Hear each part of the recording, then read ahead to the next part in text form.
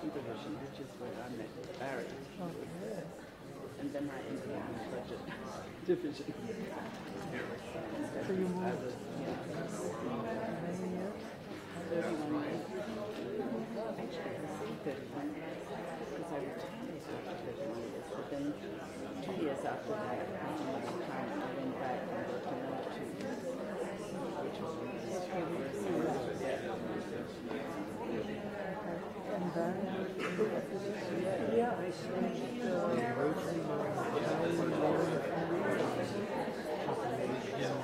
here in New York, a bit of that time. Not with UNFPA. Never. No. Yeah, I mean, no one went from pub to in those days, it was so territorial. That's, yeah. In those days, it was very territorial. Everybody was protected. Well, even now, it's a little bit. But do we still have a population division everywhere? Is there duplication there? No, they never think. No, I want to understand. No, UNFPA is a funding agency. So they do programs with population division that does research on this and that does all the projections, all the numbers.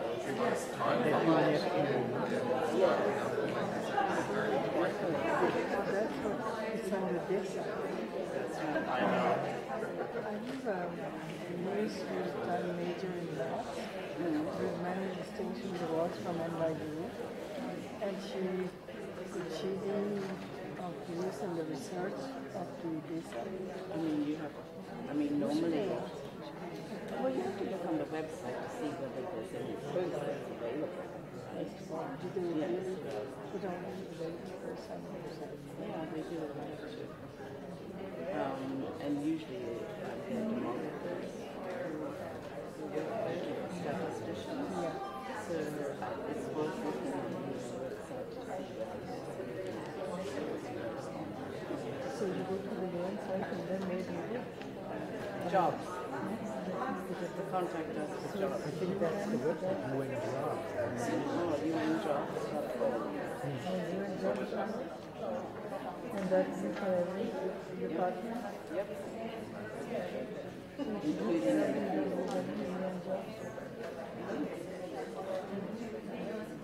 And in the statistics division, now that we have the SDGs coming up, won't they be hiring? Well, the government's haven't given any extra money to the UN, have they? So they deal with the indicators. Right. And she might want to work, like in Geneva or as a regional commissioner. Yes.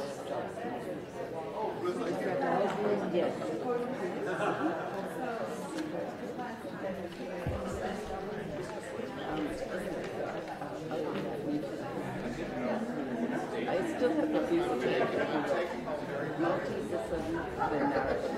Everything equals everything. There was this argument about the industry.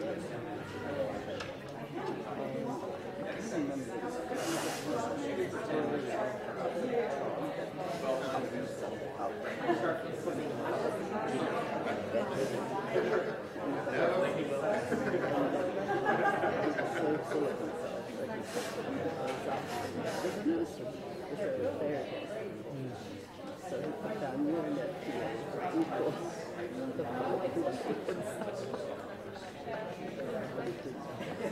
Yeah, it's sort of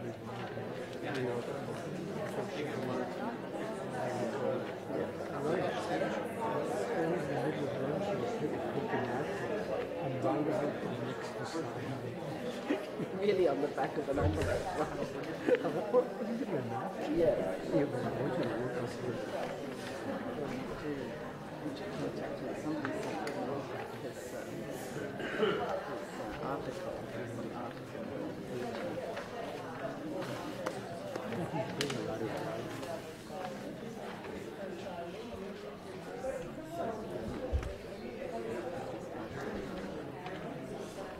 Usually, yeah.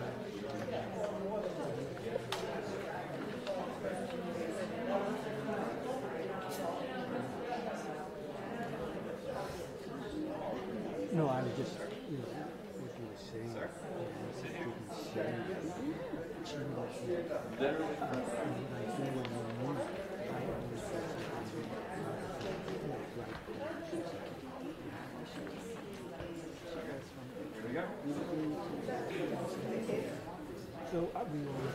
Good evening, everybody, to this German Center for Research and Innovation. We'll start exactly at 6:30, not just because we're Germans, and that's kind of what we do, but we have a lot ahead of us. We have a very interesting, very nice discussion. I'm looking forward to it very much ahead of us, so I think I should give our speakers all the time that we can muster, so I start right on time. So thanks again for coming on this cold fall evening. Finally, fall has arrived in New York, and we have a full house. That is great. We have a couple of seats left, but I'm sure they will fill up within the next couple of minutes, so thank you all for coming. I said it again before last week, but since this is so many more people, I want to say again, if you were expecting Joanne Halpern here tonight, I have bad news for you. She moved to Germany, as you may have heard in our emails. She's no longer the manager of the GCRI. I am the new manager of the GCRI, so for the next couple of years, you'll have to make do with me. So I'm the new Joanne, if you will. Tonight, again, I'm looking forward to a very interesting panel on aging and society, how to get old tomorrow, right? Which is particularly interesting to me because by the end of the year I'll turn 40, so this is kind of the event that shall prepare me for all that's in store, I suppose. Tonight's event is co-hosted with the University of Cologne, specifically their Center on Ethics, Rights, Economics, and Social Sciences of Health, CERES. And the University of Cologne has an office here in New York, actually in this building on the 15th floor.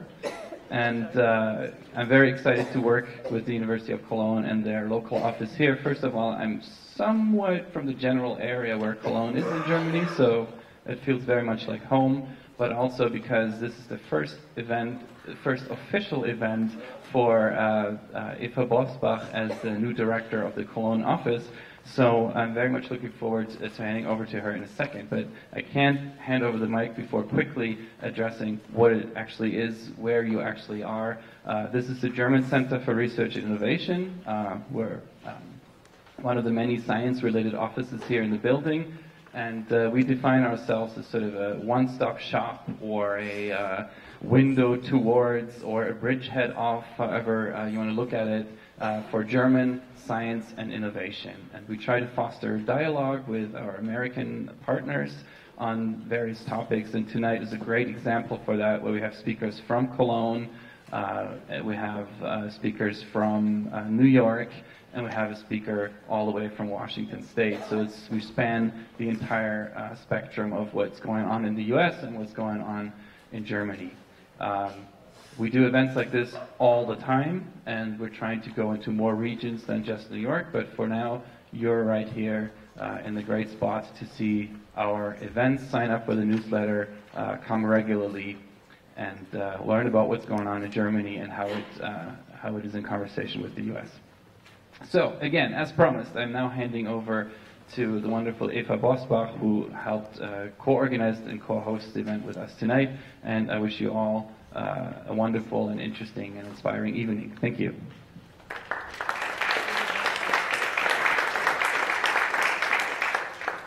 Thanks so much, Gerrit. Good evening, ladies and gentlemen. Welcome to the German House once again. My name is Eva Bosbach. I'm Executive Director of the University of Cologne's New York office. The University of Cologne has 3 liaison offices, one in China, one in India, and one in North America, here in New York City. What do we actually do as a liaison office? We cultivate partnerships with the North American universities, we organize delegation visits, and we serve as a first point of contact for faculty, students, and other partners in the United States and Canada. We also assist with organizing the annual University of Cologne Summer School in New York City. We reach out to our German and international alumni, and with events such as tonight, we are offering platforms to our researchers to present their scientific results, to network, and to hopefully maybe initiate some new collaborations. Last night, when I was putting my 3-year-old son Matthew to bed, he came out of his room again and he asked me, "Mommy, do we really all have to die? Even the fireman?" So I answered yes. Unfortunately, we all have to die, even the firemen. But there is a lot of people out there who are working on making our lives longer and keeping them wonderful. So with that, and a thank you to the co-organizers and to all of you for coming tonight, it is my great honor and pleasure to introduce the moderator of the evening, Professor Christiane Buppen, who is the Executive Director of the Cologne Center for Ethics, Rights, Economics, and Social Sciences of Health. She's, of course, also a professor at the University of Cologne, and in April, earlier this year, she has been elected chair of the European Group on Ethics of Science and New Technologies. Professor Buppen, the floor is yours.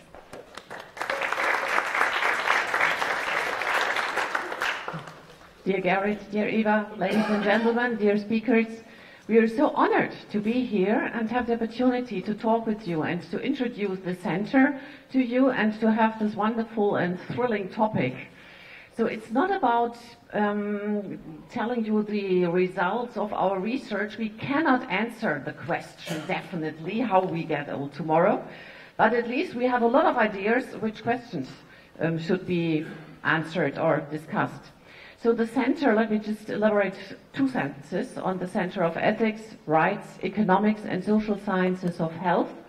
It is a center funded by 5 of the 6 faculties of the University of Cologne in order to have inter- and transdisciplinary research education and counseling on challenges which are very relevant to society. It's not about fundamental research only, but only together with applied research. And we focus on 3 areas. The first one is aging and demographic change, and that's why we are here tonight. The second one is about health literacy in complex environments. And the third one is about health and society in the digital age. You certainly will see that all 3 areas overlap.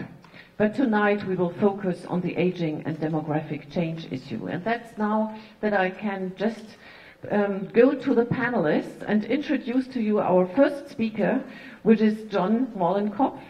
Matt Kaberlein, sorry. Because we want just to start with the biological foundations of what we're talking about. He's a professor of pathology at the University of Washington, the co-director of the Nathan Schock Center of Excellence in the Basic Biology of Aging, the director of Healthy Aging and Longevity Research Institute, and the president of the American Aging Association. So we are very much looking forward to your talk, and thank you so much for being with us here.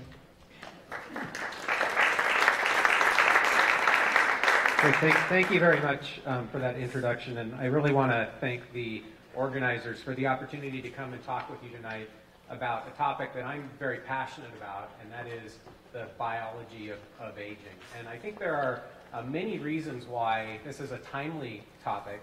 And one of the really important reasons to consider the biology of aging and talk about the biology of aging is because it has such a huge impact on human health. And so I want to start tonight by discussing the way that the medical profession and biomedical research really approaches human health. And it's from the perspective of disease. Much of the purpose of the medical profession is to treat people's diseases, try to cure their diseases. One of the implications of this is that oftentimes we're waiting until people are sick before we really do anything to impact health. And I think one of the things that sometimes gets lost in this consideration of disease first is that all of these diseases, so these are all the major causes of morbidity and mortality in developed countries, all of these diseases have at their root a single greatest risk factor.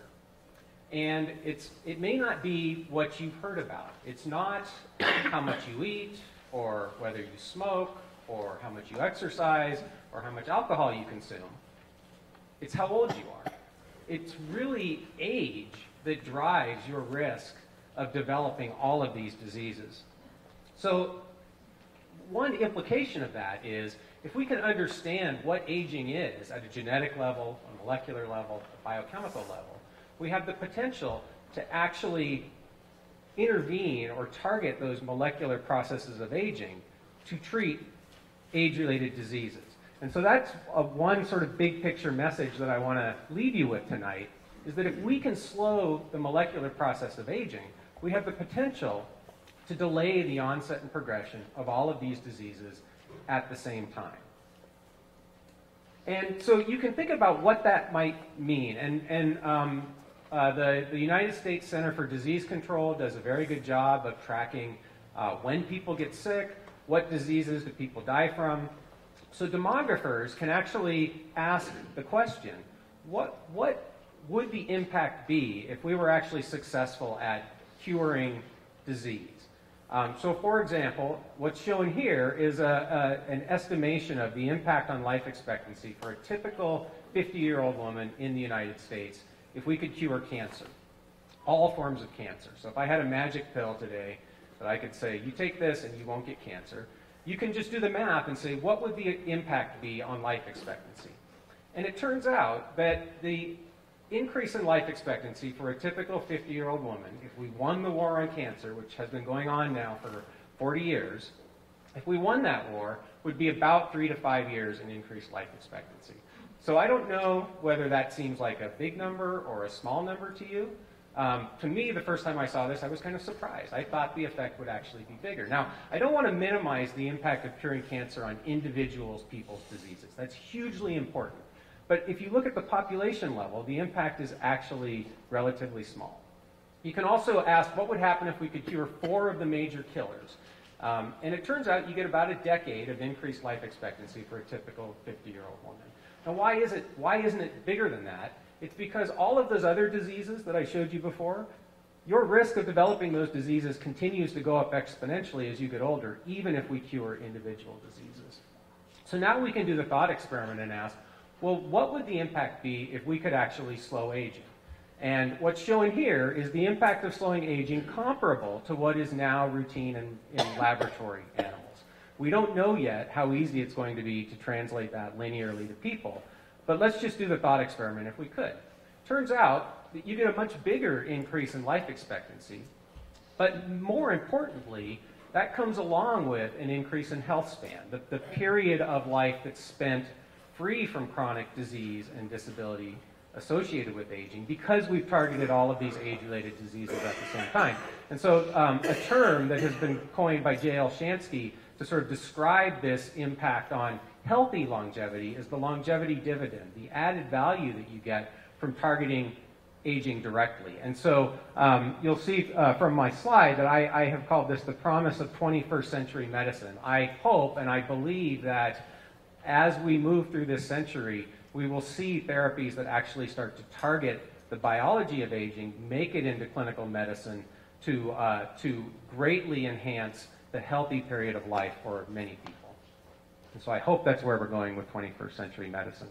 So now there's just a few sort of take-home messages that I want to leave you with. The first is that aging is just biology.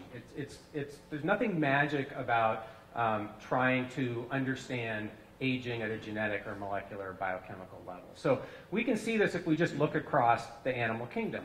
We know, right, that animals have widely differing aging rates. So you can consider a fruit fly in the laboratory might live about 3 months. A Great Dane might live about 10 years. This interesting comparison here, this is a common mouse in the lab that'll live about 3 years. This is a closely related naked mole rat that ages 10 times more slowly. What's the difference? It's just genetics and environment. And that's all aging rate really is. It's a combination of genetics and environment to cause animals to age at orders of magnitude different rates. So biology, nature has figured out how to do this by modifying genetics and by modifying environment. And intrinsically, I think we all recognize this even as children, right?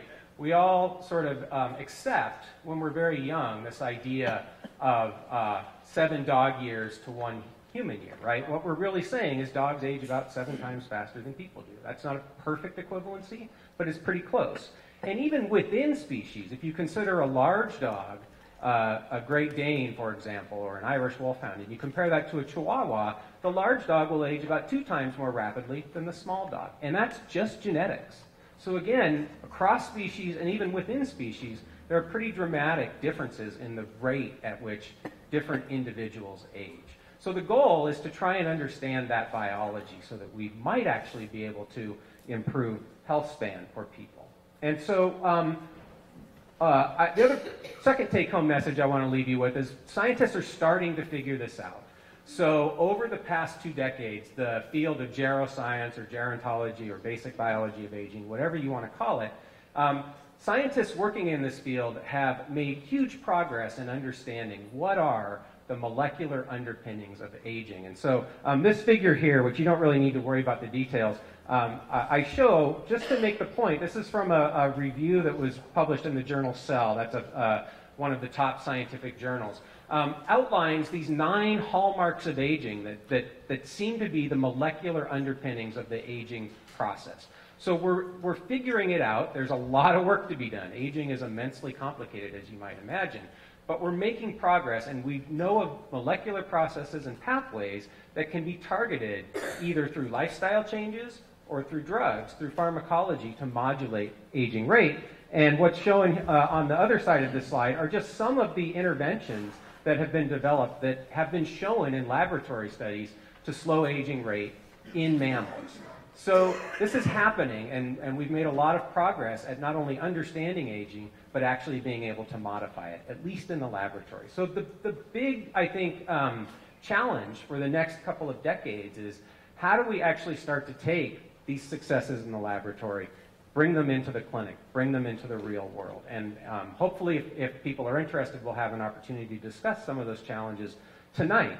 One of the approaches that we're taking at the University of Washington is to actually try to take what we've learned in the lab and bring it into the real world in our dogs, our pet dogs, to actually utilize dogs to understand the aging process, but also to actually use that understanding to slow the aging process directly in dogs. Now, why dogs? I think there are lots of reasons. I'm a dog person. I have 3 dogs. I would love it if I could make my dogs live longer and be healthier. But one of the great things about dogs, as I already touched on, is big dogs age so much faster than small dogs. We can actually know the outcome if we're able to successfully slow the aging process in a big dog in 4 or 5 years. If we start in middle age and we see decreased rates of all of the same age-related diseases that people get in our big dogs and increased lifespan, we can actually prove that in the real world we're able to slow the aging process. And as probably many of you will recognize, so first of all, show of hands, how many of you have dogs or have had dogs? Right, a lot of you, right? So we love our dogs. One of the points I make is it's hard to imagine an animal that would share the human environment to a greater extent than our pet dogs. You don't have to raise your hands, but I'm pretty sure that several of you have allowed your dog to sleep in your bed, right? It's hard to imagine another animal that shares your environment to the extent of our pet dogs. And that's just something we can't recapitulate in the laboratory. So with that, I will just stop. I think that we know enough today that we could actually demonstrate the ability to slow aging in pet dogs in the next 3 to 4 years. And the challenges at this point, I think there are several. One, obviously, is funding. There's never enough money to do research, as probably all of you are aware. And there are also some policy challenges with actually taking these discoveries and applying them to human medicine. And again, hopefully we'll have a chance to get into some of that during the discussion. So with that, I will stop and turn it over to the next panelist. Thank you for your time.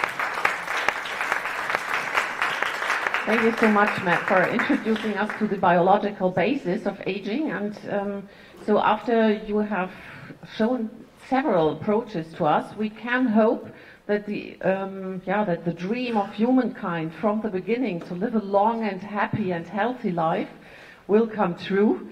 But there's certainly not only the biological perspective on aging, but as you already said, you want to have long living and happy dogs. We have to focus on the happy side of life, and that's the more sociological or ethical or another perspective than the biological basis. And we're very happy to have Susanne Zank with us to focus now on this area. We told you that we are an inter- and transdisciplinary center, and Susanne Zank is the chair of rehabilitative gerontology of the University of Cologne, the director of the Center of Gerontological Special Education, and dean of the Faculty of Human Sciences. She is also a member of the board of directors of CERES and president of the German Society of Gerontology and Geriatrics. So welcome, and we're looking forward to your voice.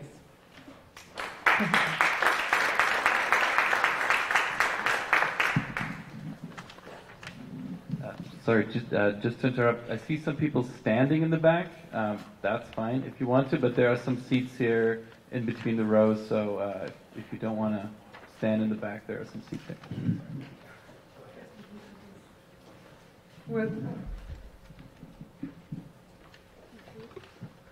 Well, thanks. Well, does it work? Okay.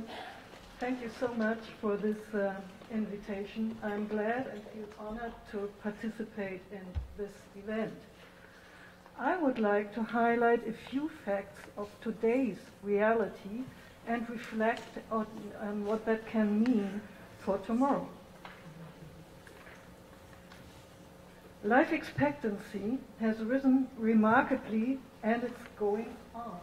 As you can see here in Germany, around 1900, women had a life expectancy of 44, men of 40 years. In 2015, it was 83 for women and 78 years for men. And if you already reached a certain age, for example, if you made it until 65, your life expectancy is even longer, 20 years for women, 70 years for men. And here you can see that this rising of life expectancy is still going on, as we all know from our statistics.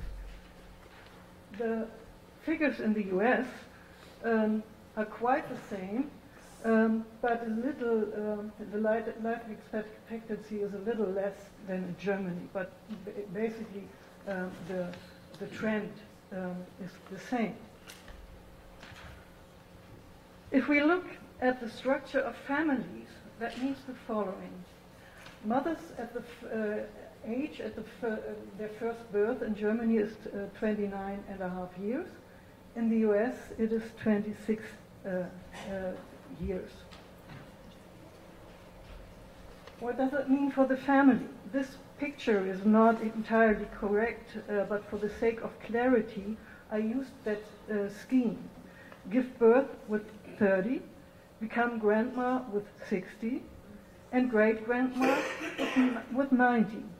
That means 3 to 4 generations.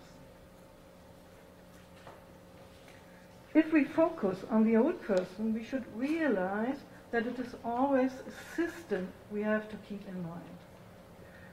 The old person, the relatives, and institutions like care services, hospitals, nursing homes, etc., which come into the picture. I would like to give you one example of one disease. Matt was already talking about many diseases. I would like to concentrate on one disease here. That is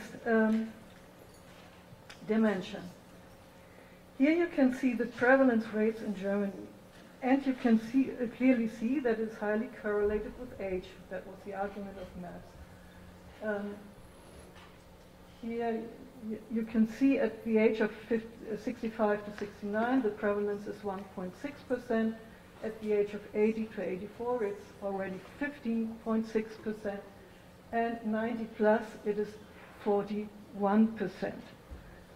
And again, the data in the US are quite similar. There are scientists who argue that we will all suffer from dementia if we just get old enough. That means in figures, in Germany at the moment we've got 1.6 million patients. In 2050 we expect 3 million. In the US the absolute rate is of course higher. You expect roughly 40 million by 2050. And these persons all have not only dementia, but on average 4 to 6 other diseases. What does that mean with regard to the need of care? In Germany, we have a compulsory care insurance, and patients who want to get benefit have to pass a medical examination. These figures are persons with a considerable need of care. And you can see here that's about 2% at the age 60 to 65, 20% at the age 80 to 85, and 90 plus it is 66%. That means approximately 2.9 million individuals are in need of care in Germany. Well, and who cares? At the moment, in Germany and the US, most people are taken care of by informal caregivers at home. That means partners, that means children, basically females, and neighbors, for example. Well, will this situation stay as it is now? Are our children and grandchildren willing and capable of doing this work in a changing world?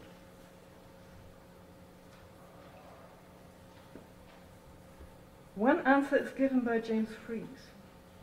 He argues that the human lifespan cannot be extended beyond 120 years.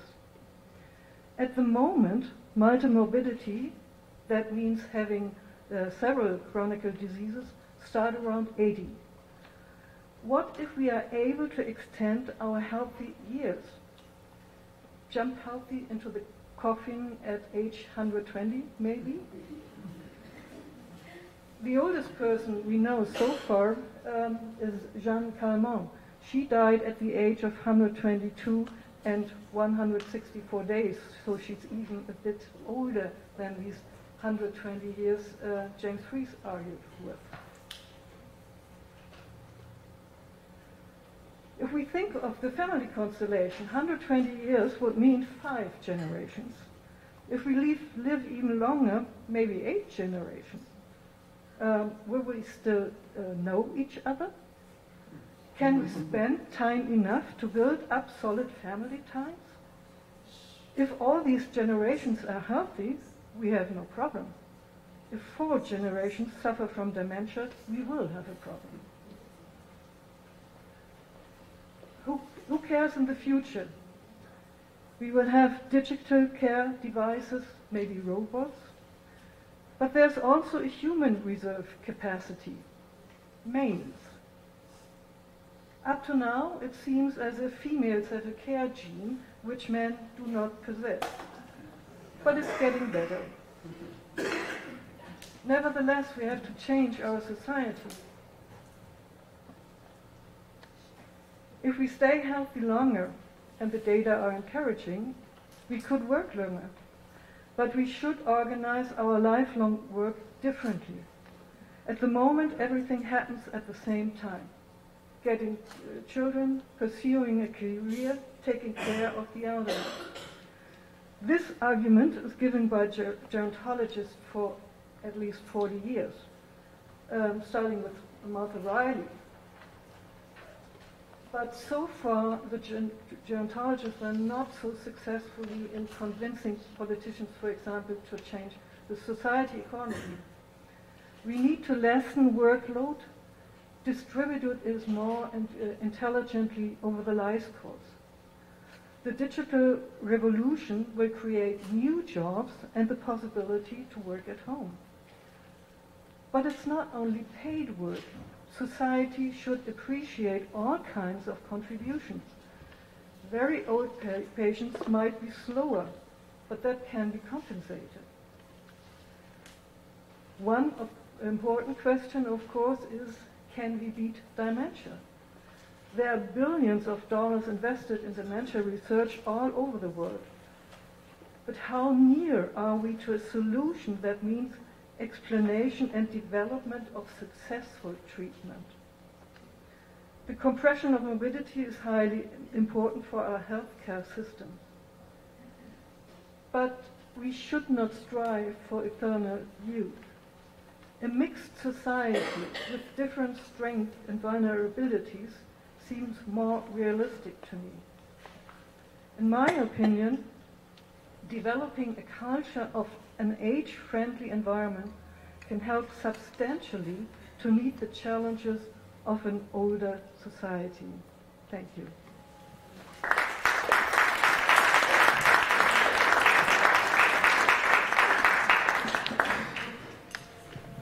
Thank you very much. Thank you very much, Susanne, for pointing out that it's not the only thing to get old, and to get old in a healthy way, but that we have to think about what we are doing with our lives. So just leading a meaningful life, about social relationships, but also shaping the life course, and we will come back to that later when discussing in the panel. Kevin Ashton, the tech pioneer who predicted that, who invented the Internet of Things, and this is underlying smart homes, for example, to enable older people to lead a life autonomously in their flat and being at home, not in a nursing home or caring home. So it's not only about thinking of oneself, how to lead a meaningful life, but how to shape the environment, how to shape communities, where to live, with whom to live, how to deal with impairments and so on. So we are very glad to have even another perspective here with John Mollenkopf, who is very skilled in what is happening in New York, not only about that, but especially in that. And you all have the material, so I do not go into detail to present you and to say everything about our very eminent speakers and what they did all, but just to mention that he's a distinguished professor of the City University of New York Graduate Center. He's the director of the Center of Urban Research and the chair of the public policy subfield in political science. Sorry for that. So thank you very much for you as well to be with us here.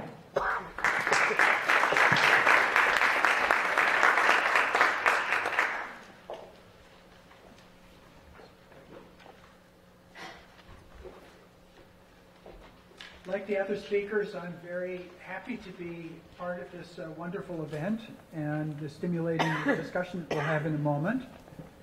Can you all hear me? Am I coming through okay? Louder. Okay, I think closer to the microphone.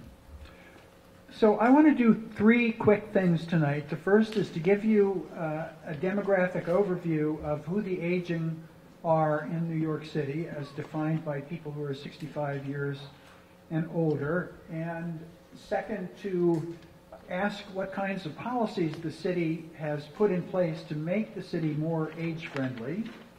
And then finally, to reflect on what might be missing or how we can improve that policy framework.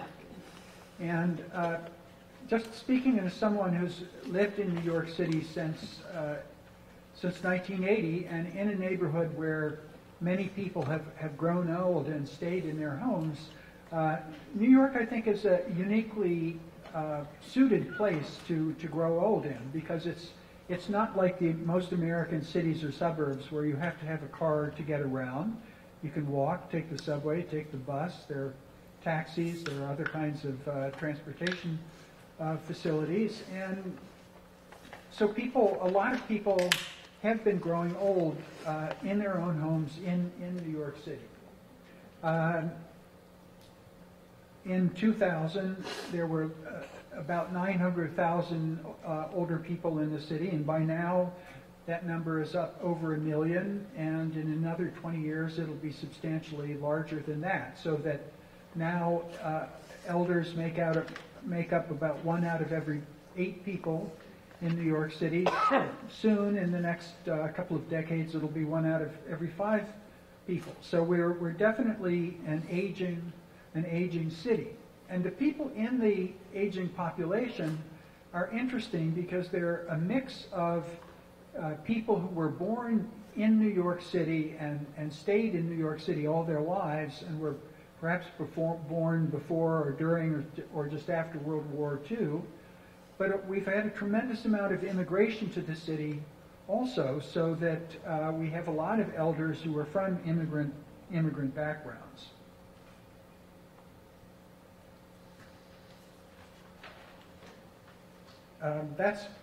Maybe I'll just go discuss that more. So I think this is possibly a little bit different from the situation in Germany or many parts of the U.S. That we have such a diverse population. And if we think of non-Hispanic white people who were born in the United States, that makes up only about 30% of our total elderly population. And there's another fairly large group, about 14.5% of non-Hispanic whites who are 65 and older, who were born elsewhere. And that reflects past generations of immigrant movement into New York and the United States. But it's also interesting that 10% of the elders grew up in the West Indies, 7.4% in Puerto Rico, 6% in China, 5.5% in the Dominican Republic. So these are backgrounds that are quite different from most of the aging in the rest of the United States, I would say. We know that one of the keys, and this was already discussed by Professor Zank, one of the keys to successful aging is being part of a familial network or part of a social network. And many elders, most elders in New York City live in one or two person households without any other generations around. And in fact, in Manhattan, a quite strikingly large number of people live by themselves. And that's both a good thing in the sense that the city is used to having and providing a good social life for people who are living alone. But it's a bad thing also in that aging populations really rely very heavily on familial and friendship networks and need people as they age to help them in many different ways. And so that could be a bit of a vulnerability for the city. Our elders are largely out of the workforce, only 16% hold jobs, and they're very reliant on various kinds of social support like Social Security, pensions, and savings, or the investments that people have accumulated over the years. But a pretty substantial number of our elders are poor, and the median household income is relatively low, as you can see. Did I put the figure up there? No. Yes. And our elders are somewhat geographically concentrated. I think many of you must be from New York City, so you will recognize the map, and I think, is this a pointer? Yes. So where we're located right here is a concentration, the Upper West Side. These are typical middle-class apartment neighborhoods of New York City where people have lived for many decades and have aged successfully in place. But you also see the Lower East Side and Chinatown and Washington Heights here, which is a heavily Dominican neighborhood. This is Co-op City. There are a number of housing developments that were built in the 1950s, like Penn South houses here in Manhattan, or Sterrett City, or Co-op City is the biggest one, where families moved in earlier in their life cycle, in their 20s and 30s, and have just stayed. So there are very large complexes of people who have aged in place, so amounting to a naturally occurring retirement community. Oops, sorry, wrong way.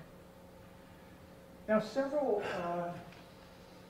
experts who I've relied on for learning about this field have come to the conclusion that our entire social welfare apparatus in the United States was predicated on a different kind of society, different kind of work, different kind of life cycle than we have now, and we've moved into a period in which people are aging, living longer lives, aging in good health for longer periods of time, where the labor force is much more precarious, where families are more fluid than they used to be. And so a lot of the assumptions, the demographic assumptions that our social welfare policy is based on, no longer really correspond to the kinds of lives that we're living. And this, for those of you who are interested in reading a longer treatment of aging policy in New York City, that's something that you can find on the web. New York did start to wake up to this over the past 15 years or so, and in conjunction with the New York Academy of Medicine, the city government in the years of Mayor Bloomberg worked together to fashion a kind of manifesto, a policy manifesto for what the city should be doing, called Age-Friendly New York, and these are some guiding principles. This is not... I would say that the people who wrote the original age-friendly report are thinking that New York has been pretty slow to adopt the major recommendations of that report. We're just making changes on the margin. The city does spend a fairly large amount, more than between $300 and $400 million a year, through the Department for the Aging, DFTA it's called, And that primarily goes to support senior centers in many different neighborhoods. The senior centers aren't always located or concentrated in the same places where you saw the elders being concentrated on the previous map. And they were run in a sort of old-fashioned way, and one of the major things that the agency has been doing lately is to think about how the programming and activities in the senior centers can be improved to really better engage the aging population that's developing in the city. And, okay, let's see what I say. There are, however, some quite interesting things, little experiments, if you will, that are being developed in the city. And I'll just mention a couple of them that I have some involvement with. There's an organization that's got started in New York City called Older Americans Technology Services, or OATS. And this was started by a former PhD student of mine in political science, who decided that being a social entrepreneur was going to contribute more value to society than being a political scientist, and he might very well be right about that, to train older people who may not have caught in the technological waves that younger people did when technology was just introduced when they were at a very receptive age, but to set up computer centers and computer learning and even coding for in areas where elder people are living. And the city has supported them to, for example, create a very advanced computer center and computer training center in a large public housing project in Queens that has many elderly representatives. And my center is working with the Department for the Aging to create an interactive online map where you can go and type in your address and see both what the lay of the land is around you in terms of how many elders live in your neighborhood or nearby, and then call up a whole range of different service points. And you would click on the service point and you would get the name and address and telephone number and website and so on to really disseminate access to information about services. So this is not something that's changing the whole structure of social welfare for elderly people, but it does show that the city is seeking to innovate in its system. So let me just conclude with a few thoughts on, I'm not a gerontologist or a gerontology policy specialist, but I am myself aging whether I like it or not, and I've gone through a recent period in life where I've taken care of my parents at the end of their lives and my wife's parents at the end of their lives. So I've been thinking a lot about how our society deals with the last part of life. And my conclusion is we don't do a very good job at it. And with a little courage and a little political will, we could be doing much better than we are doing. And I would just point to a couple of things from a kind of policy analysis perspective. And the first is that we know that there are large concentrations of aging people in New York City, and so it's rational to concentrate services for those populations in the areas where they are. And that means reallocating resources, which is always difficult in city politics because nobody likes to have their resources taken away from them, even if they're less needy than some other place. So it takes quite a bit of political courage to do that. A second thing I think we need to concentrate on is fostering intergenerational connections. I've mentioned that many elders are living alone or certainly without their family nearby. And Americans are generally mobile, and most people do not live in New York City with their children nearby. Some are lucky to do that, but with the high cost of housing, even if you're in a rent-controlled apartment or an affordable housing unit, and you're protected from the market, your children growing up and moving into the New York City housing market are not in a good situation, being early in their earnings career, and they may be forced by the market to live at quite some distance.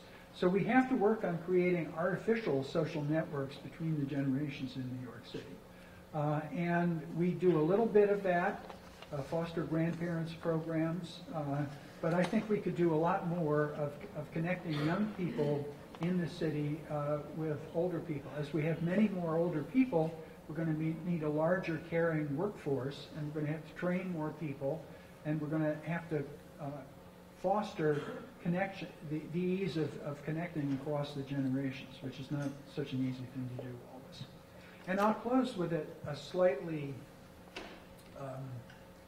difficult subject to think about, but I've been thinking about it a lot because of my parents' deaths and deaths of my wife's parents, and that is that we do not do the end of life at all well in the United States. A very large share of healthcare expenditures are spent in the last year or so of life, and it does not produce longer life or happier life or a better society. I think it's largely spent very irrationally by a system in which you need a very strong advocate by your side, by your parents' side, if they're not just going to be completely overwhelmed by the complication of the different systems and the way they interact in terms of insurance and Social Security, Medicare, and hospital procedures and reporting and all the rest of it. So that's something also that I think we need to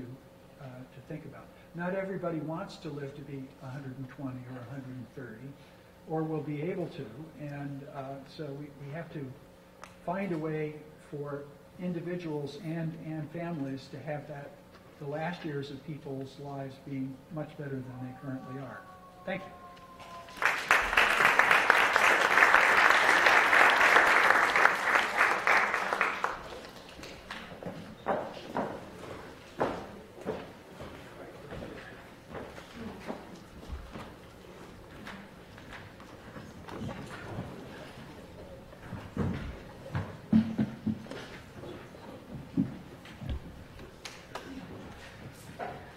Thank you very much, Don, for this very insightful talk about what we have to think about when we shape our cities, our communities, and to point out that there's another important topic, the end-of-life question, which has to be debated even if we all can get 250 years. Yeah. So there will be an end of life, but which kind will it be? And there's one... I take this, I think that's better for those at the back of the room. In Switzerland, there's an organization called Exit, and they are delivering assisted suicide for people who are severely ill. But nowadays, they claim that they are prepared to offer these services just to people who are aged, who are old, who are healthy, but they're tired. They say, my life is fulfilled. I don't want to live anymore. And there's no illness, no disorder, no impairment around. So what will the perspective be if everyone can get 120 or 250? Enable us to get very old, and we're just not able to die. It will be our decision. Wow. Sorry for that. That's a tough question. I mean, I think first of all, I tend not to worry too much about 250 years because I feel like we're a ways off from that. But even taking the spirit of your question, which is, let's just say that we could successfully increase average life expectancy to 110, 115 years, and have good health go along with that. And so first of all, I want to make the point that really is, in most people's minds, and I certainly agree with it, the far more important aspect of this is expanding health span, the period of life that's free from disease and disability, maximizing that, this compression of morbidity that was brought up where the diseases and disabilities of aging are compressed to the last years of life. So let's say we're successful at doing that. Will it be the case that a significant fraction of the population just gets tired of being alive? I think we don't know that. My intuition is that will still be a relatively small fraction of people. I think that for those of you who know super centenarians who have lived to be 105, 106, 110 years old, which is becoming more common, by the way, my impression is very few of them, until maybe that last end period of life, are tired of living. So my guess is that probably won't be common, but I don't think we're going to know until we get there for sure. So, but let me just continue on that if we go there. So how do you think will biology bring all the insights to society? So let's just assume you find a drug and you have to take it when you're 40 and you have to take it every day, and then you get, let's say, 120 years old. So how to do clinical research to balance the benefits and the risks? That will take a long time, and there will be side effects, I suppose, as every drug has side effects. And what if you develop such a drug and it is certified by the FDA, and then not everyone has access to it? So will it be the rich people who have access to the drug? So what about justice in society with regard to the access to these drugs? So I'm going to pass on the justice question, except to point out that I would say our current medical system operates by that principle in many ways. There are people who get good medical care and people who don't. I don't think that's a problem that's going to be unique to medicines that affect the aging process. So that's a different discussion. I think this question of how do we regulate interventions that modify aging is extremely important, and it's perhaps the biggest challenge facing the field, or at least that part of the field that is really interested in bringing these discoveries out of the lab and into clinical practice. One challenge is FDA does not currently recognize aging as a disease or an indication, which means that no pharmaceutical company can ever get a drug approved to target aging. That's a problem. That's a lack of understanding by FDA that scientists in the field are working to change. And in fact, there's a scientist in New York at Einstein Medical College named Nir Barzilai. Probably some of you have heard about the targeting aging with metformin trial. Really a big component of that is to engage FDA scientists in a discussion about how do we actually test an intervention that modifies the aging process. And then the issue of side effects, I agree. I think that I'm encouraged by the biology, which is suggesting that, first of all, it may not be too late. At least one of the interventions that is the most effective drug in laboratory animals at delaying aging is called rapamycin. Seems to work very late in life. So it may not be the kind of thing that you have to start taking early and take for the rest of your life. So there are people studying transient treatments or intermittent treatments with drugs which will minimize side effects. But I do think that side effects will always be there. And I think that this is another challenge from a policy perspective. My own personal opinion is that we should, as individuals, have the right to decide what the cost-benefit analysis is. The difficulty there is that not everybody is educated to the same extent about what those risks are. So I think that's another policy discussion that needs to happen. I do like to point out, though, that I think that we don't really address side effects in a rational way in our society. And so, for example, I have heard people make the comment that why are we bothering to try to find drugs that target aging when we know that exercise is a safe intervention? But I would bet that any of you who are athletes could identify many side effects of exercise that we don't consider side effects, but in reality they're as bad or worse than the side effect profile of a drug like rapamycin. So I think that we need to have a logical and rational discussion about what side effects are and what the risk-benefit equation really is. But I view that as another barrier for the field going forward. Thank you very much. So let's come back to the problem of perhaps becoming tired. How, and I have a question to Susanne before, then I have a question to John as well, and then we'll open up to you, and you can put your questions and comments. So how do you think, you mentioned that we have a conceptualization of our life course that is not adequate to an aging society. Do you have ideas how to reshape our life course. How should it be reshaped so that we are not tired in the end, so that we have the intergenerational relationships, that we can lead a meaningful life. So now we have the education, work, and retirement. So education is shortened down. So the younger people go from school when they're 17. Then you have your studies and you go into your professional life, let's say by 21 to 25. Then you retire at 63 or 65, and then you have 30 or 40 or 50 years of leisure. So half of your life is leisure. So how to spend this life, or how to reorder our life course? Well, of course, it's not very easy to reorganize that on a large scale, because what do we need is breaks, for example, that you can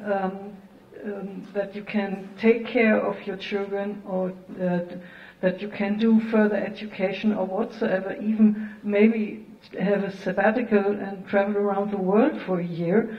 So we need strategies that you actually can later come back to your job.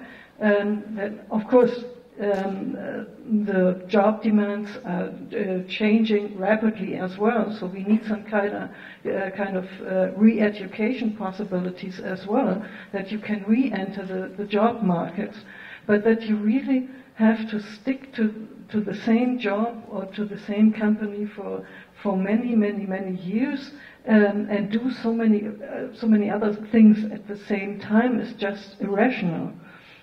Especially if you think about this prolonging work until 80 or 90, then you can have breaks in between, but of course you need to re-educate, and you need to learn. That the point is kind of lifelong learning opportunities, and of course willingness to do so. Yeah, thank you very much. I think the development of the workforce facing robotization, automation, and so on will anyway afford to have a lifelong learning. Yeah. And I do think we have this problem that people who are very old sometimes really like to die and say, I've got enough. Of course, you have to look at it very carefully. Do they have a depression, or is there any other severe problem which we could solve?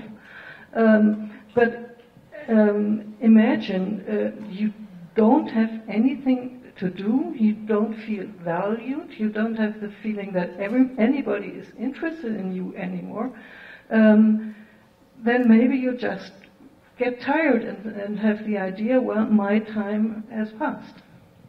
Can I just jump in? I mean, I think this is also a hugely important issue, even now. So what will happen if we do see additional gains in life expectancy or healthy life expectancy? But even now, I think, many people would agree we're at a point where our societies need to reevaluate what is the expected retirement age, and should people be expecting to retire at 65 and live a life of leisure, whether that's 20 years or 50 years? I think that, and my impression is that staying engaged is hugely important for having a healthy older period of life. And so this idea that we should all expect to retire at 65 and go on vacation, first of all, many people are not going to, financially, that's not reasonable. But I think from a social perspective, that's another thing that's going to have to change in the relatively near future. It's just not financially sustainable.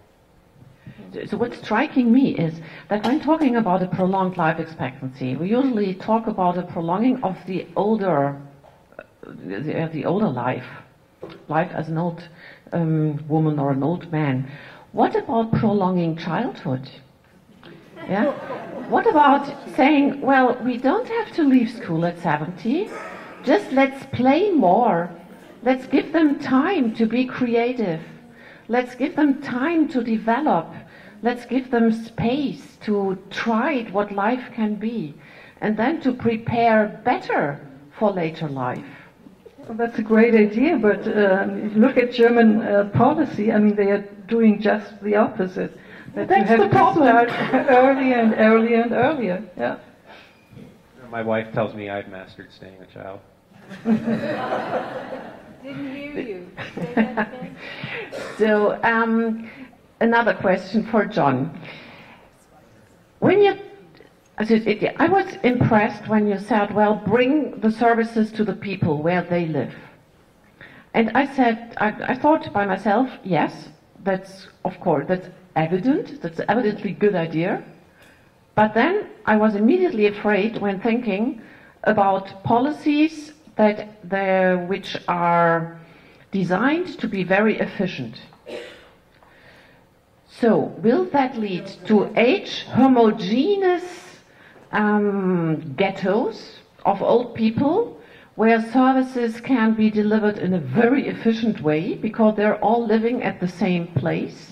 So will this idea, what is certainly not meant this way, I'm a bit provocative, I know, but it's just for pushing the point, will we try to have them all at one place? Or will we have to deliver the services to everywhere because we want to have all generations living together at one place? Well, I think there's a certain natural sorting of generations and stages of the life cycle into different parts of the city and metropolitan area. And it's been that way for a long time and will continue to be. So at some level, there'll be a quote-unquote natural or at any rate sort of socially produced and hard to reverse concentration of elders. I look at the neighborhood that I live in Park Slope, Brooklyn, which is a very child-family neighborhood, and a lot of us moved in there in our 30s with children because the parents of the neighborhood had worked very hard to make the local school better, and there were a lot of children's services, and then our children have grown up, gone off to college, moved to other parts of the country, and we're all aging in place, and my neighbors are thinking about, well, we live in a nice fourth-story brownstone. Instead of living in the top 3 stories and renting out the bottom floor, we'll live in the bottom floor and rent out the top. That's our retirement plan. So we're getting a sort of naturally occurring retirement ecology developing in this in this neighborhood. So I think we need to build on the patterns of sociability that are already there, whether it's people belonging to clubs or worshiping in a certain place or liking to do certain activities, play bridge, play poker, go talk about city politics with the local political club, whatever it might be, and just reinforce those so that and this could be tailored to different cultures and different populations in different parts of the city, but thinking about how do you thicken the social networks there, or how do you strengthen them, and to do that in an intergenerational way. Many of the young people who are growing up in New York City today, Vietnam is like the ancient past for them, not to speak of World War II or any period before World War II. What about a program that would get high school students, pay them to go out and collect the life stories of all the elder people in a particular neighborhood and write them up and put them on the web? Or, you could easily imagine lots of different activities that would get the generations talking to each other and more engaged and having fun and not being, socially isolated and nobody cares about me anymore and I'm just tired of living life. My mother got to that stage at the very end because she had macular degeneration and she couldn't play bridge anymore, and she was a very good bridge player, and having a bridge network was something that she enjoyed greatly. She liked to read, so she did at a certain point just say, I've lived a very full life and I don't need to go on anymore. But she was privileged in the sense that she lived in an assisted living facility that had levels of care ranging from almost none to quite substantial, and those can be very good in the United States, but they're also very expensive. And the share of the population that could get access to something like that is relatively small. I don't know what it is. I don't know the statistics on that, but we need to find sort of ways to invent something like that without having to, have the whole capital investment of creating all these new communities, I think. So if you were the mayor of New York and you had a vast amount of money, what would be the political measure you would decide to implement tomorrow? This is the kind of question that I ask my students, so I should be prepared to answer that. Well, we spend about $370 per elder person in New York City today, and that's probably a lot more than most jurisdictions, I would guess. I haven't looked at it comparatively, and that's a relatively small amount. That's not going to, if you just gave the money in a transit voucher or something like that to each family, it wouldn't necessarily dramatically change their life circumstances. So even if you doubled it, that's probably not going to address some of the questions that I posed in the talk. So I think it's more a question of siloization. We have major institutions that interact with the lives of elders, whether it's the healthcare system, the transit system, the housing system, you name it, and they each have their own set of rules, and each of those sets of rules were designed to make the housing system work right, but not necessarily to make the lives of elders work right. So this whole question of how you get large delivery systems that have their own rationales to interact more intelligently and from the point of view of the whole life of the person being served rather than the bureaucrat that's running the system is a major challenge for not just aging policy but a lot of other things that we can think of. So I think experiments in institutional reform and how the agencies relate to each other would be the thing that I would try to do. And I have to give Mayor Bloomberg credit. He had a very strong managerial sense. And the whole age-friendly New York initiative was something that his deputy mayor, Linda Gibbs, came up with, and he backed very strongly. And the current mayor, I think at a rhetorical level, he's very much in favor of it, but maybe not in a gut political level the way previous administrations had been. But it takes a lot of commitment because there's big institutional forces that need to be reoriented to one another. And that needs a lot of money as well. But reshaping the political institutions, it's a good idea and a long way. So I'm sure that a lot of people have questions or comments to what the speaker said, and I want to open up to you. Please, you have a micro over there? Yeah. Yes, please take the mic.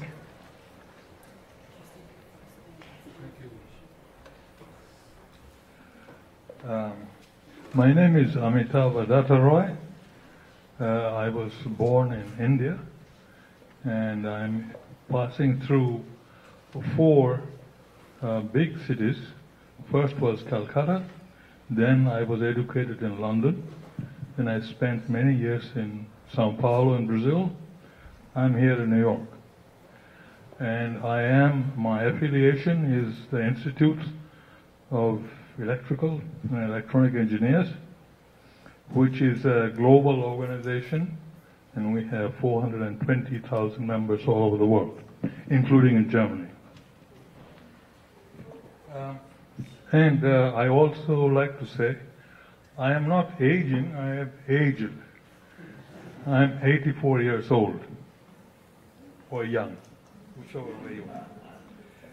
Now, I personally think that unless you keep your brain active, you are dead. It's better dead that way if you can't do anything. So I still work until 2, 3 in the morning. My wife is here; she's a witness. And I write articles, I design websites, and publish them, and people read them at the age of 84. So my question here, sub-question, if I retire now, what shall I do? Really, what will you do? So, but the others would say, this old fogey is continuing. I want to edit the articles. I want to do this. So there becomes a challenge again. So shall I give it up? Like in this country, the universities, when you have achieved, when you have got to 70, you have to retire. You become an emeritus professor, okay. But then what is the solution? Should the younger people get a chance? Next is, yesterday in the New York Times article. Just put it nearer to your mouth. Sorry. Yesterday in the New York Times, there was a very nice article on aging. It's on challenge. It said how you can learn to be resilient. And that's a very interesting. I've forgotten the name of the author, but if you look up the New York Times, you will find there. It was yesterday. So it says that you have to be resilient. Of course, you have to be resilient. Otherwise, there's no way of continuing with our life happily, that without any health problems. Maybe little ones, but not major health problem. Last month I saw a picture of a gentleman. He worked with an airline, and he still works, and he's doing, when the aircraft is approaching the bay, you know, the guy who moves, and he is 92 years old, and he said he's not going to retire. And talk about our professor from... Do you have any specific question to one of the speakers at the end of... Professor from New York, Malakoff. He said that New York City is providing, something of $370. But I see the first thing is, New York City, we need a better subway system of buses. No, this is no joke. If you come to New York, and if you're living in Queens, to attend a cultural program and go back, it's a hell of a problem. We have to look at that as well. So that's obviously not a question to the biologist. Well, the point that I would underscore is that our older understandings of stages in the life course and the institutions that are appropriate to each stage, they're out of date. The aging society and other social changes mean they don't articulate all that well with each other. And I sympathize. I'm 72. I'm a professor. I love my work. I hope I can go on at least as long as you are old, working at what I do. It's very fulfilling work. But I also realize that I'm taking up a spot that a lot of other younger people would like to have. So maybe what we need to do is to figure out ways that can support older people to work along the lines of what they're able to do and like to do, but that are partly off the budgets of the organizations that used to support them. So, we have supported work for young people and for welfare workers and so on and so forth. We could have it for older people and make use of their talents. And you're right, obviously staying active mentally and physically is a key to good aging. But we need to set up systems that foster that, which we don't really have. And even the resilience issue is not one focusing only on the old age, but even as an educational goal for children, yeah, to become resilient and so on. Yes, so and to support psychological resilience, that seems to me a very important task for old age. And you said, what can you do when you retire? What should you do? Well, we have to keep in mind that aging is a biographical process. I'm not a totally different person when I wake up and I'm 80 years old, because I've been living so far, so long, and I had interests, I had strengths, and I had weaknesses. And of course you have to think about what was my interest all my life, or what did I do when I was younger and then I didn't have time, so I might go back to these kind of interests. And then it might be very fulfilling to be in retirement. I mean, for many people who have worked for 40 years, really hard work, they are just happy when they are allowed to retire. Professors very often didn't believe that, and they kept on doing research on the topic. And I once read in a scientific journal that a colleague said, well, maybe it's a problem of professors that they don't want to be retired. Well, of course, if we are able to change the working system, and that you don't have to work that hard, 40 hours a week for 40 years, but have breaks in between, or work less hours and whatsoever, maybe then you are not just that exhausted, and then you can go on longer. And saying that autonomy is so important, society should allow for shaping one's life according to one's own strategy. So I see a lot of hands. I think we should take always 3 questions together, please, and try to keep them short, please. There was the format. Oh, let's take these 4 and these 4. Okay, please go ahead. Jeff Robbins, I teach at Rutgers University. Just a quickie that my mother lived to 104, and I took care of her quite a few years before that. But the last few years were very tough. It was a rapid downhill. But my question is basically, I think with aging you need to consider what might be called an ecological perspective. In other words, if people start living longer and longer, what happens to the human population? I mean, does this mean the end of birth? I mean, there are transhumanist groups saying we want to live forever. What are the global consequences and the financial consequences? It's a very complex issue. Well, maybe Thank I'll you. start. Now, let's take some questions together. This is okay, because we have 8 further hands, and it will take too long to have one question, and perhaps there are overlappings. Okay, so my question will be tied into the gentleman's question. My name is Betty Wong. I'm with an organization called Stage 2 Startups, which is focused on helping midlife and older people become entrepreneurs. And my question has to do with the economic and physical challenge of aging for people who cannot afford to live to 90 or 120. And especially now there are a lot of single people. So we hear a lot from the speakers and the gentleman about children helping parents. What about this growing group of people who are just single and don't have children? Thank you. Next one, please. I'm Annalita, Global Biotics Initiative. I have a question for our panelist, the expert in biology of aging.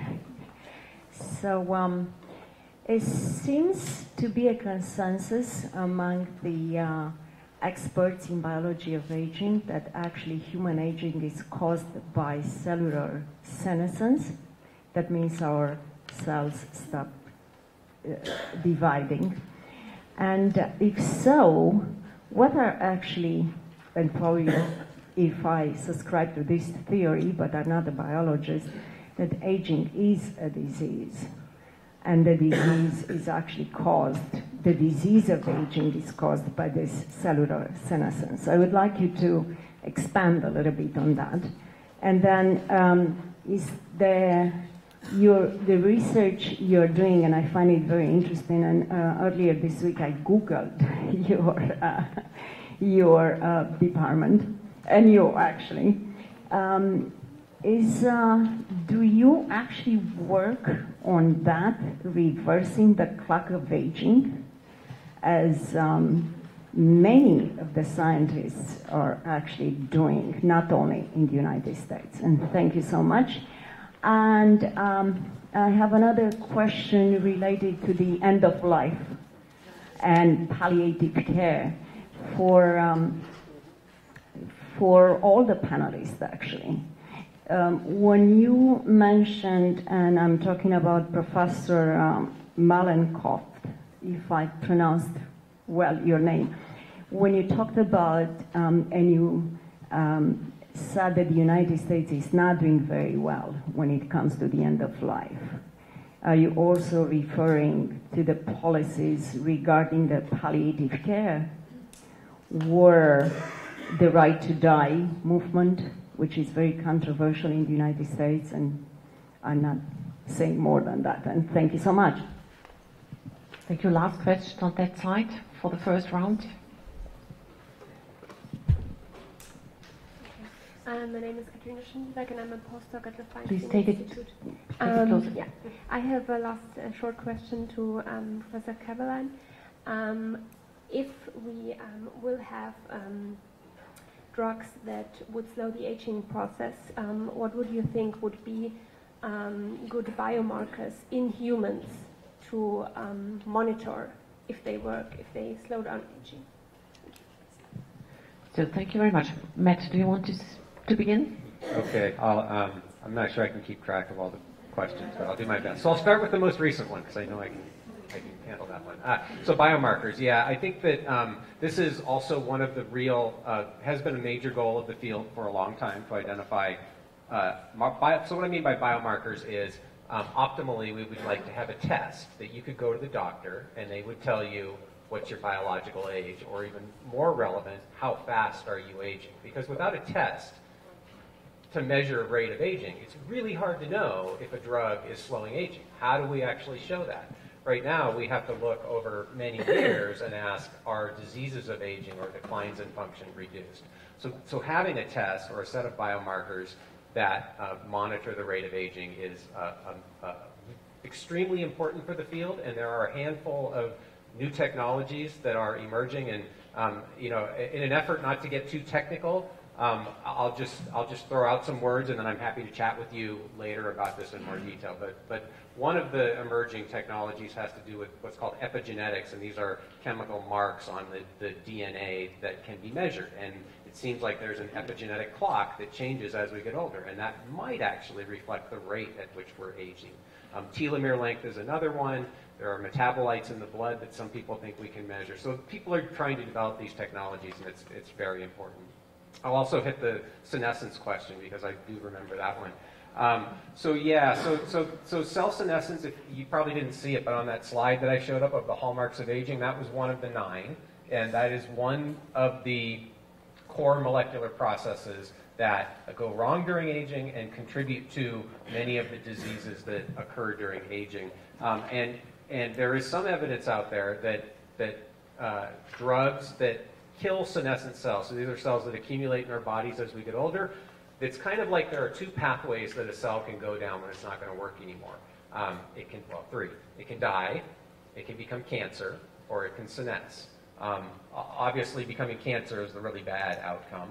But senescent cells, it turns out, stay in our bodies, and they secrete signals out that contribute to systemic increases in inflammation as we get older, and inflammation drives many of the diseases that happen during aging. So there's some evidence that if we can remove those senescent cells, we can restore function from, say, the mouse equivalent of a 65-year-old back to maybe a 40-year-old in certain tissues. What the effect ultimately would be on lifespan is unknown, and I just want to, so it's extremely exciting But I also want to make the point, that's not the only thing. There are 8 other hallmarks of aging, and they're all interconnected. And so I don't want to make the impression that if we can just fix one thing and we're all going to live to be 250 years old. Aging is immensely complicated. So we've made a ton of progress, but I'm not expecting that we're going to dramatically, if you consider 250 years old the goal, that we're going to get there at least in the near future. But I could be wrong. Okay, that's all I can remember about the questions. The first one was that about the financial and the global consequences. Oh, yeah. So, and you brought up the immortalists, or the futurists, as they call themselves, who talk about living forever. So again, I'm not one that thinks that that's likely to happen in the near future. And I could be wrong, but everything I know about the biology says that's unlikely to happen in the near future.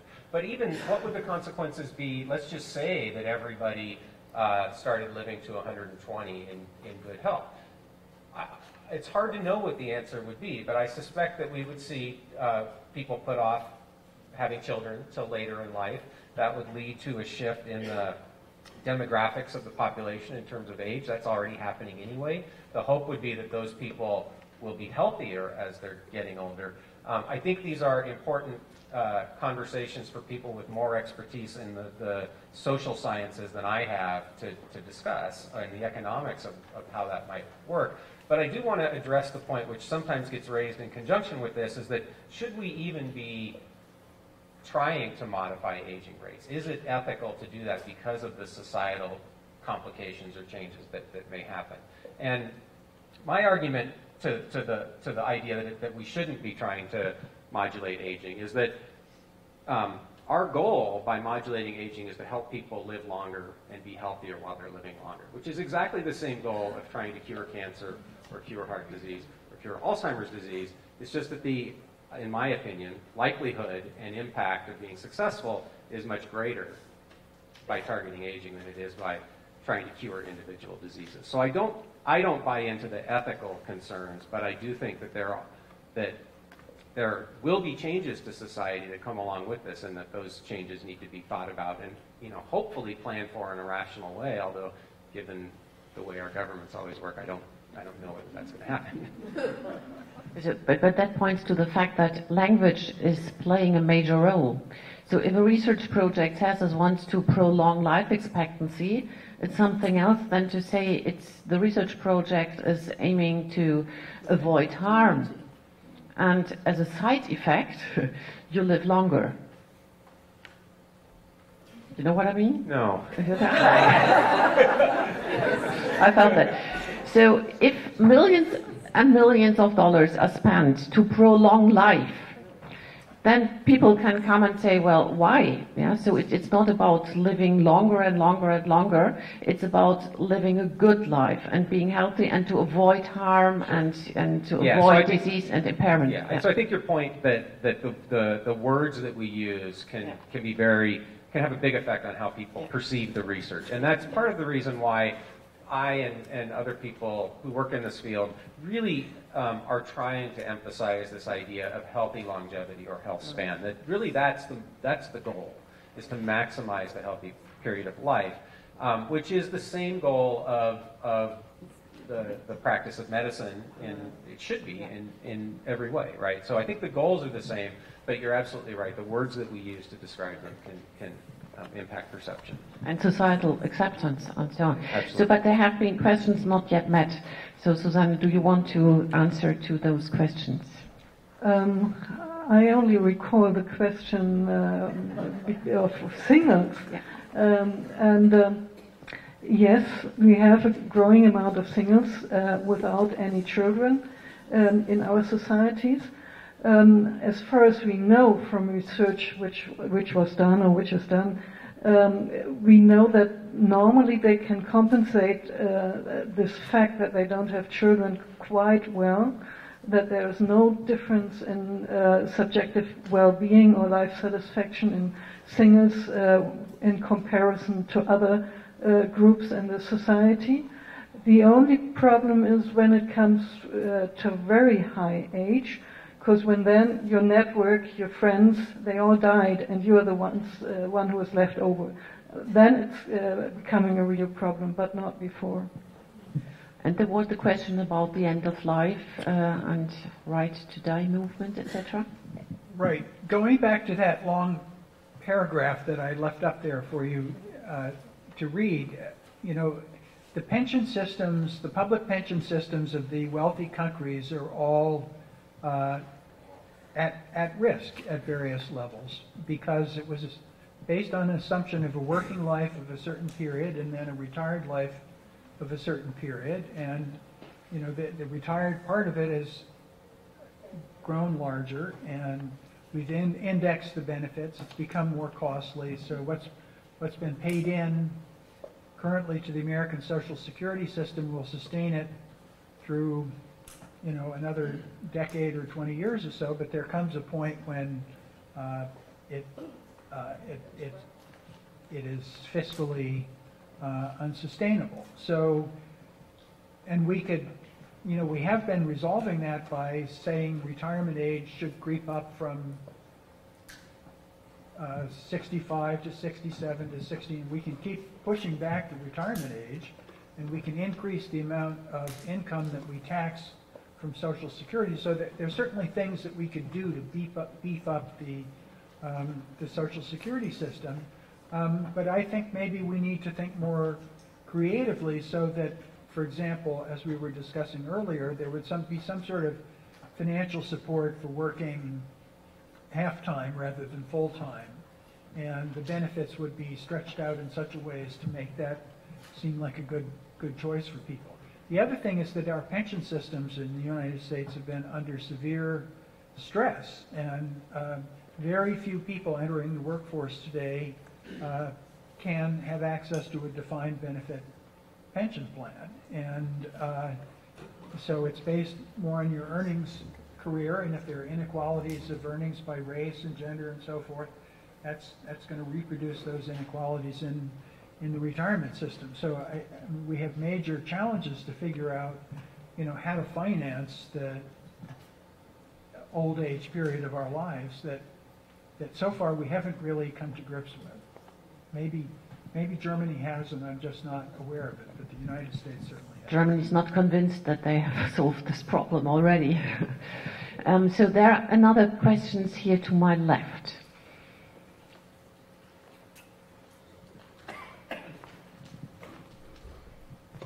People who survive to advanced ages are, of course, of interest to researchers, but there's another population subset that shows interesting properties, and that's people that retain extended youthfulness. Some of these are quite famous. Someone like Mick Jagger or Goldie Hawn are not aging like most people age. What's going on there, and is anyone studying that? Also, any research into ways that we might be able to recover some of the ability of children to learn other languages or learn musical instruments, so that people that have passed those stages could perhaps recover that plasticity of neural capacity? Thank you. Next question, please. Hello, my name is Andrew. My question is, what does the process of slowing aging look like? Is it a type of surgery, a pill, or an injection? Is it something that needs to be recurring treatments, or is there a possibility of cracking the code of aging and simply preventing it indefinitely? And if so, would you stop aging for yourself?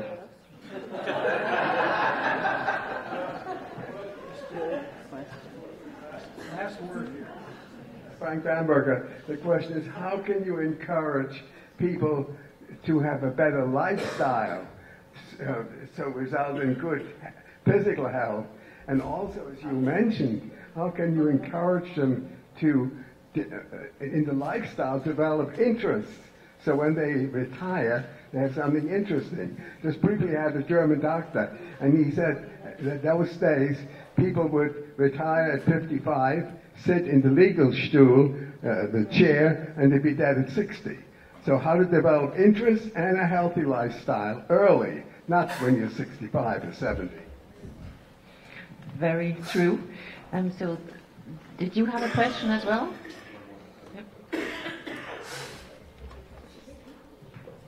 My name is Remy. I just wanted to know if you had taken into consideration AI as a possible drastic change for the elderly. What is AI? Artificial intelligence. Yeah. So last round of answers, please. Matt, you have a lot of questions to answer. Okay. So the first question had to do with people who maintain youthfulness despite the chronological aging process, and Mick Jagger was a great example. I often show a slide where I have Keith Richards up there, and I make the point that, and this is true of Mick Jagger as well, that their environmental choices have perhaps influenced their aging process. But it's a great point, and yes, there are people who study this. I don't personally, but we call them successful agers, and the question is, what is it about their presumably genetic makeup that has allowed them to withstand all of the ravages that go along with aging, right?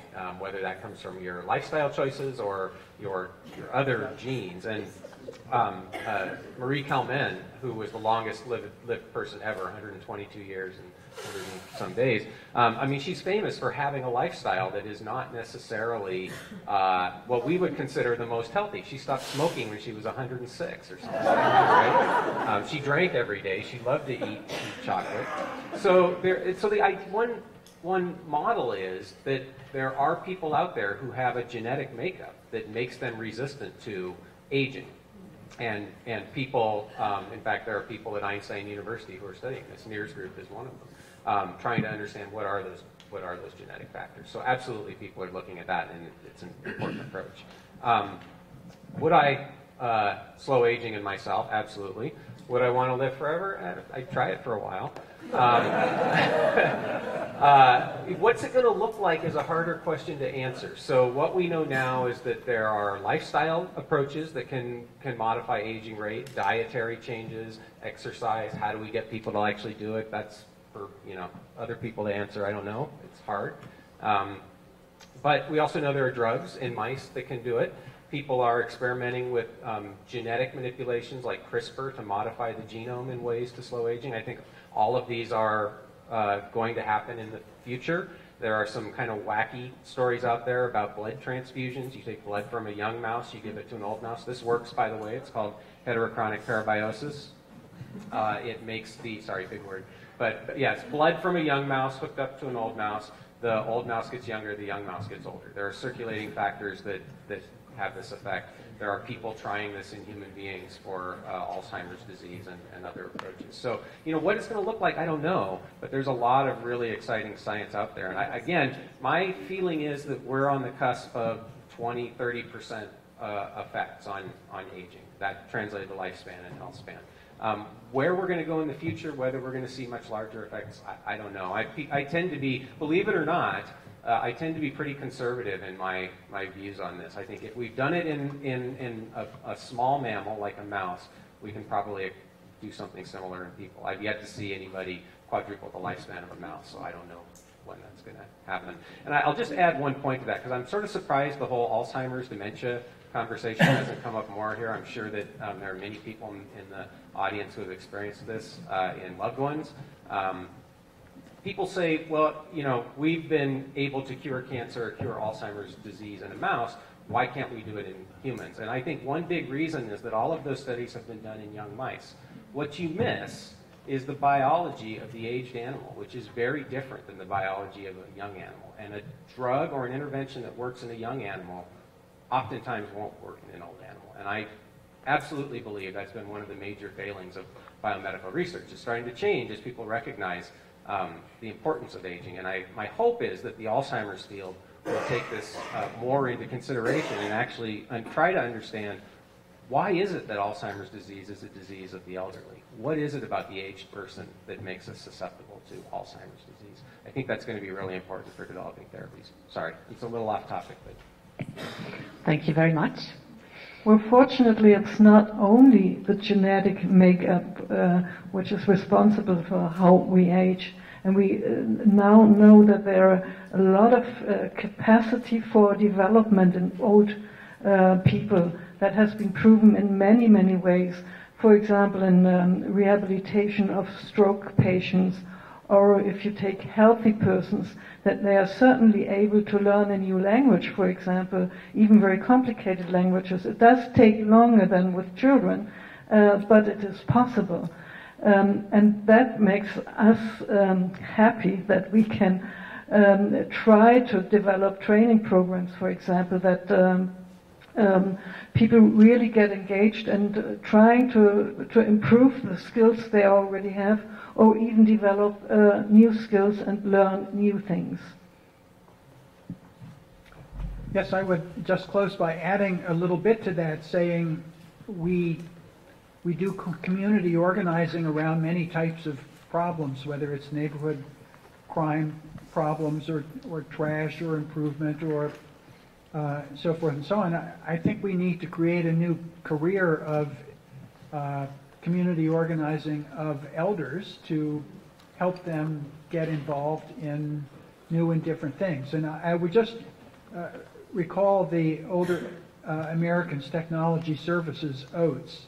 And if you're curious about one experiment of that type that I think has gone very, very well, that's an interesting one. You can find them on the web. So they have training classes for elder people to, get them plugged into the same level of new technology that somebody who's 12 or 14 is coming by almost automatically now. And it's really positively affected people's lives and created new avenues for them and new sources of information, but also new modes of amusement too. So unfortunately our time is over now. Let me come to a personal one-sentence conclusion by saying that it will be, of course, desirable for everyone to lead a healthy life. It could possibly be exciting to lead a longer life, but there has to be a lot of things done. Starting from the social security systems, about clinical research, shaping communities, reshaping our life course.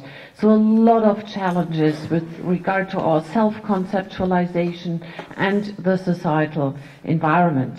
Let me add with thanking the GCRI for having us here, for the wonderful cooperation and for inviting us to have this exciting event here. Thanks to the University of Cologne Bureau for being at our site and having this here and to organize it. Thanks a lot, of course, to the panelists giving us so wonderful insights in different areas of what we have to do and what has already been discovered and what are we on our way to discover. Thanks a lot, last but not least, to the General Manager of CERES, of Dr. Björn Schmitz-Luhn, who spent weeks and weeks and mails and calls and invested a lot in preparing this event and getting the speakers here and putting everything together. So a great thank to him. And thanks to you for doing such a great job of moderating. Thank you very much. And let me definitely close by saying, let's be all successful agers in terms of living together in a peaceful and mindful way. Let's have a good evening and bye.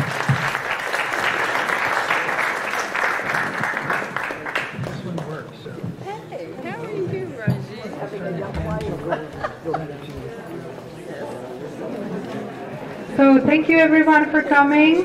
Thank you for the vibrant discussion. Please join us now downstairs in the lobby for the